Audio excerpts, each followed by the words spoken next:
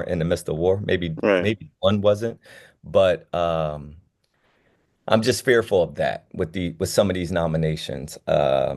I do like the government, the efficiency office, or I The know it's not supposed to the be an the Doge agency. or something. Yeah. Those- Yeah, yeah, I do like that because I'm just participating on it. I mean, being on the Hill for a couple Uh, years, I do see a lot of wasteful spending. So it'd be nice to see that. I don't like to necessarily see that, a billionaire and another like it would like to see an average Joe or right. somebody that's literally a subject matter expert. And it's like, well, Elon Musk is a subject matter. No, Elon Musk has a team of subject matter experts around him. Like, let's not like let's not skew the two. He has a team. He has ideas, but his team actually does the work. It's no different from administrations and presidents. So, yeah, we'll just see. Next steps. I try not to anticipate. I will wait for the political agenda, um, and we'll see. So that's all I Mm. have. yeah, I want to talk about the word loyalist because this is what you will hear about Trump's cabinet. Okay, having been Yeah, around I felt like politics, Dante was trying there to is say not a single loyalist. there is not a single politician that has ever put together a cabinet that is not loyal to them. And I think the reason why you're seeing Trump put together this cabinet the way that he has, right, including people that are very questionable on their qualifications. In my opinion, I generally like all of the cabinet except for Kirsty Noam as Homeland Security, which makes zero sense. And obviously, some of RFK's statements as a conservative to me are a little, Hide your eh. dogs. but but I do want to talk about qualifications vis-a-vis this current cabinet, right? So there's been all of this conversation about whether or not somebody like Pete Hegseth, who is a two times Bronze Star recipient and graduate of Princeton, is qualified to handle DoD. And I think you can question his managerial experience.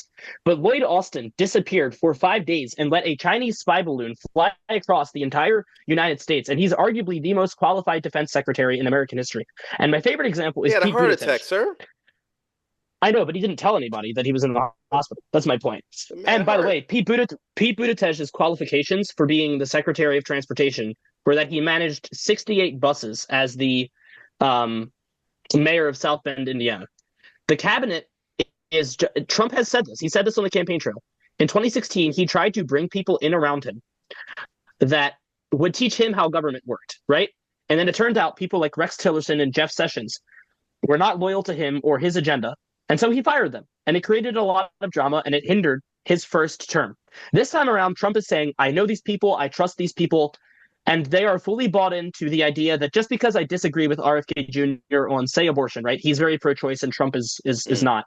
Mm. Um, Trump is saying you will work in HHS alone.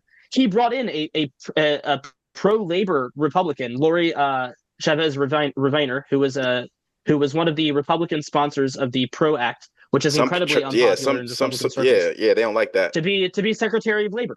So Trump is putting together, I think, a team of rivals, people who, Marco Rubio and Tulsi Gabbard working with Mike Waltz on national security affairs. Mm. When Marco, who I met and used to work for, represents more of like the neocon wing of the party, and Tulsi Gabbard is basically an isolationist. And you have people in the middle, like Trump, that are more, I guess, pragmatists, you could call them, that say, end this war, funnel this money to this country.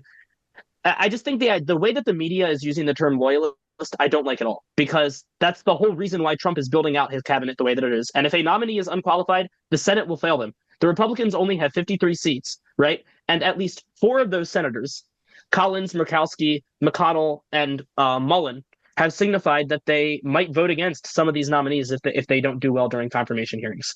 So, like I said, look at the nominees, vet each of them individually, and let the Senate do its advising consent clause under the Constitution. That's just my view of the cabinet.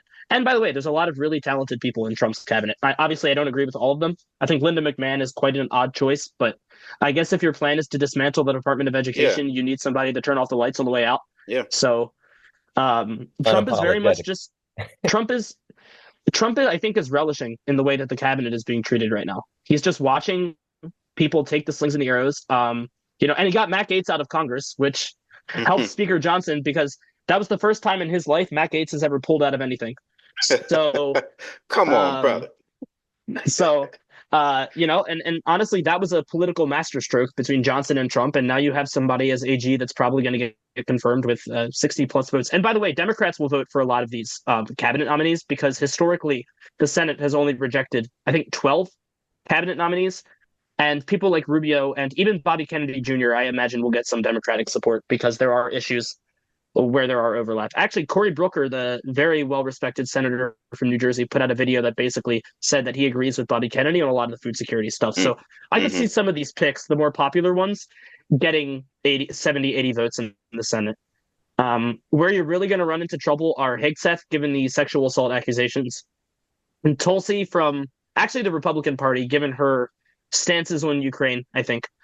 And I think you might run into some opposition from conservatives actually on RFK because he is pretty pro-choice. So I don't know. I don't think any of them will fail confirmation. I think Gates certainly would have. Yeah. Given how much he has spent his entire career attacking other Republicans, and then they just wouldn't vote for him. And he ousted Kevin McCarthy from being speaker because McCarthy was investigating him for sleeping with a 17-year-old girl, allegedly. Yeah, allegedly. So, Yana, what's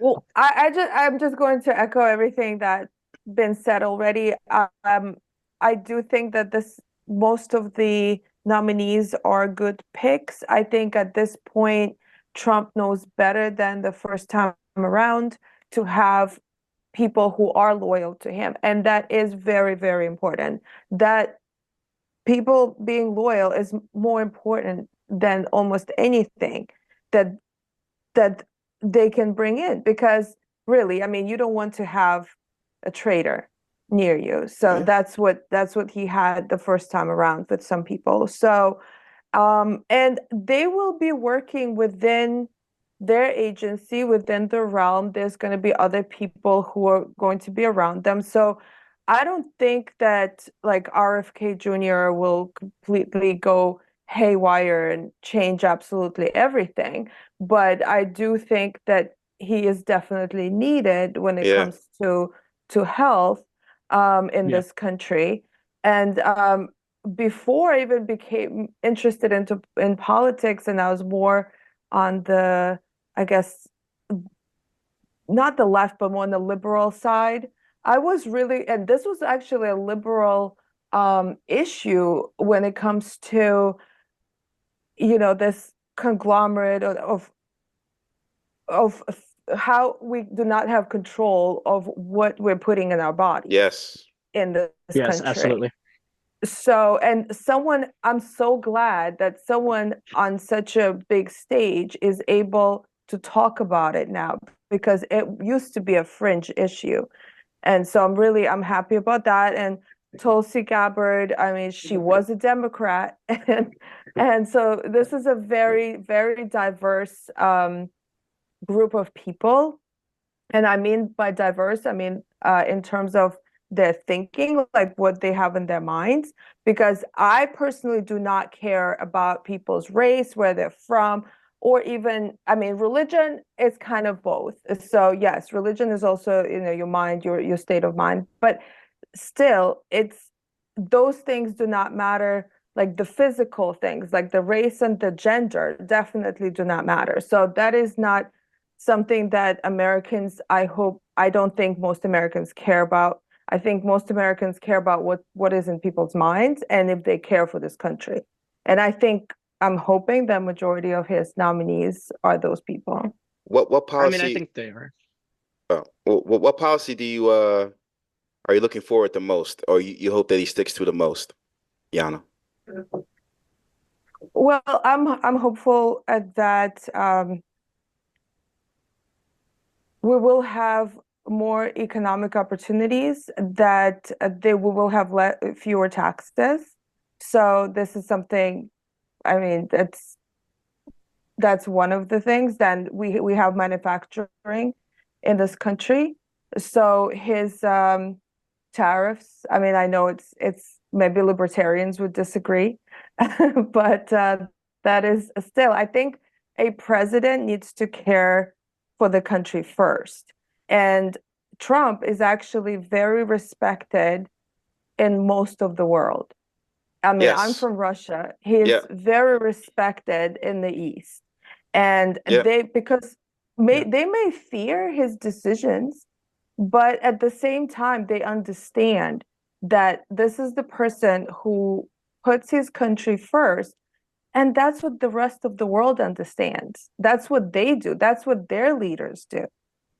Yeah. So, and people will oh, well, I was speaking about economics earlier, but actually, I mean, the number one issue that I hope, and I'm very hopeful, and everyone actually back in my home country are hopeful, is that he will end the war in Ukraine. That Ooh. that is, I mean, people have been calling me and congratulating me after the Yeah. election back from Russia.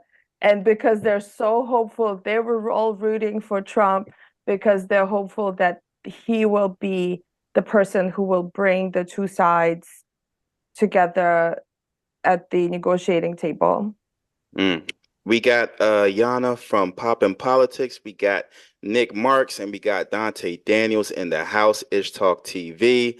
Yeah, the whole worlds feel like they rather have Trump in office. And back to this changing of this whole thing is changing because uh I feel like people are tired of I don't know how to say it. Let me say this. DEI stuff. Mm-hmm. Certain companies are stop their DEI programs.